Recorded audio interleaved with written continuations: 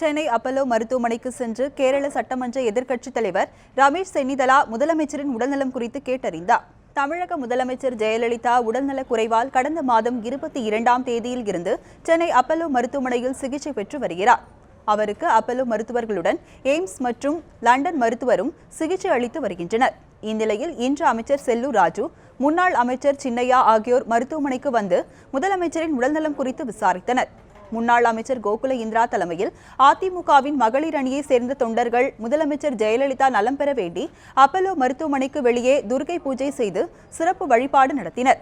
AIIMS மருத்துவர்கள் நிதிஷ் நாயக், கில்நானி, அஞ்சன் ட்ரிகா ஆகியோர் சிகிச்சை தொடர்பாக அப்பல்லோ மருத்துவர்களுக்கு ஆலோசனை அளித்து சென்றனர்.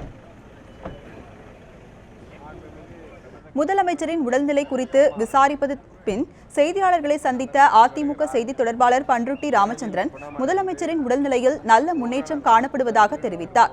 காவிரி விவகாரத்தில் அனைத்து கட்சி கூட்டம் நடத்த வேண்டிய தேவையில்லை என்றும் அவர் தெரிவித்தார். மாண்புமிகு தமிழக முதல்வர் புரட்சித் தலைவி அம்மா அவர்கள் நலம் பெற்று வருகிறார்.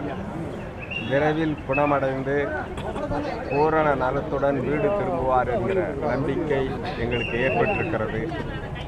ஆகவே அவர் உடல் நிலை பற்றி யார் எந்த வதந்திகளை கிளப்பினாலும் அவற்றை நாட்டு மக்கள் நம்ப வேண்டாம் என்று பணிவன்போடு கேட்டுக்கொள்கின்றேன்.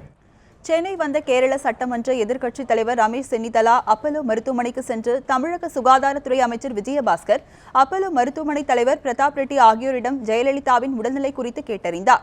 அதன்பின் செய்தியாளர்களிடம் பேசிய அவர், முதலமைச்சர் ஜெயலலிதா உடல்நலம் பெற ஒட்டுமொத்த கேரள மக்களின் சார்பில் இறைவனை வேண்டிக் கொள்வதாக தெரிவித்தார். And the Chief Minister is improving, and she is recovering fast. All the doctors are coming and visiting and taking care of the Chief Minister. On behalf of Kerala people, I am praying for her good health and speedy recovery.